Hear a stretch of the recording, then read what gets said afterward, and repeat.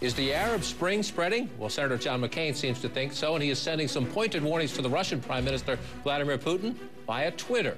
Get this, Dear Vlad, the Arab Spring is coming to a neighborhood near you.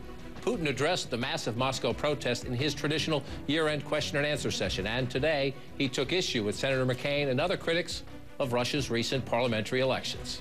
Mr. McCain is known to have fought in Vietnam. I think he has enough blood of innocent civilians on his hands, and he probably can no longer live without these horrible, disgusting scenes when television screens across the world showed how Gaddafi is being killed, all covered with blood. Is that democracy?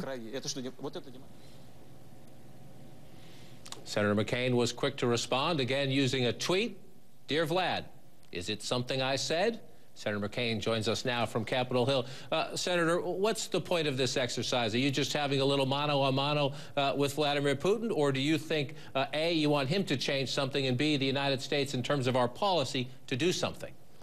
Well, John, first of all, later on, after that you didn't include, he said that I was, quote, nuts. And in a way, it is a bit amusing, but it's also very serious. And I think the reason why Prime Minister Putin reacted the way that he did is because of the Arab Spring that's taking place, because of the demonstrations, which frankly surprised him a great deal. And it'll be very interesting to see what happens on December 24th. But my point was that I have told you, and I have discussed other times on this program, the Arab Spring is spreading around the world, to China, to Russia, to every country where there is an oppressive or repressive government, and people want their freedom and they want their democracy. And I think that December 24th will be a very interesting day when the demonstrators say they're going to continue. So it's a little bit, you know, I try to make light of it in some respects, but obviously the seriousness with which he takes it is warranted. And I want to speak to you again about the history of this day. You and I have had many, many discussions over the years about troop levels in Iraq, about when this day would come. Today is the day the United States officially brought down the flag and concluded its mission in Iraq. I want you to listen to yourself here a bit, because you took the opportunity just before this day to essentially tweak the commander-in-chief, saying, yes, you might be ending this war, Mr. President, but remember, you're getting to do it because of the success of a policy you vehemently oppose. Let's listen. All I will say is that for 3 years, the president has been harvesting the successes of the very strategy that he consistently dismissed as a failure.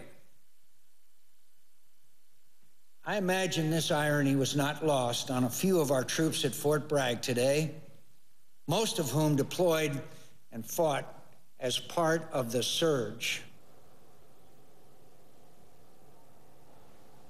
I remember, Senator, an interview we conducted on one of Saddam Hussein's palace balconies back in the last campaign when you were visiting Iraq in the middle of that. What now? I know you wanted more U.S. troops left, a residual force left behind. Are you convinced now that all the troops can come home and Iraq will remain stable?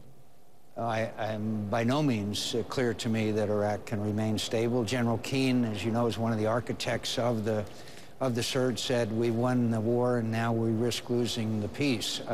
And I think it's important to point out that even though the Bush administration made the agreement, Condoleezza Rice, former Secretary of State, said we had always envisioned a residual force. I had always envisioned a residual force because of the areas of intelligence, the area of protection of airspace, the contested areas in northern Iraq and on the Iraq-Kurdistan border.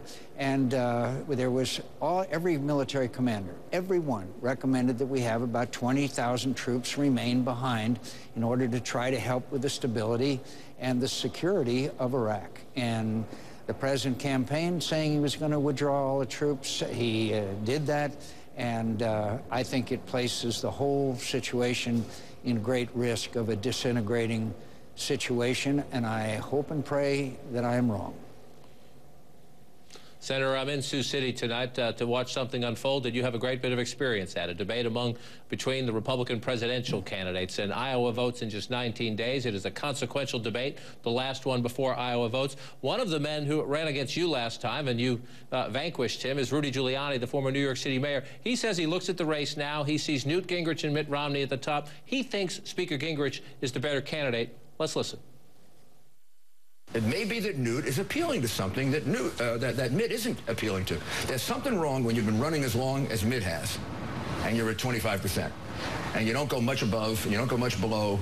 75% of the other Republicans are telling you something about him. Does Rudy have a point there, Senator? When you look at Gingrich, Romney, who do you think's the stronger general election candidate? John, in all due respect, as you know, I've stayed out of this, and I haven't been critiquing the flavor of the month and who's up and who's down and why. I thought this might be the night to get in. But thanks for trying, John. No, what's it like? Give me this. Don't pick candidates. What's it like to be in that room and you know it's the last debate before a big vote? Well, I think they've had too many debates, because I think it's now who makes a mistake rather than who articulates his or her vision for the future of the country. I think it's, I think a certain sense of relief that it's finally coming to the first real voting part of the campaign. There's a certain relief there, because all of these candidates have been really at it for well over a year, some of them a lot longer than that. So a bit of relief, but also, one mistake and you're in serious trouble. It seems the way it works now. Too many debates, not enough town hall meetings, not enough campaign events, not enough discussion about your vision for the future, in my view, and that's just my impression. Remember, it takes 3 days of your week. You get the day to prepare, the day of it, and the day after. And so I think there's a lot more to campaigns than just debates. Senator John McCain.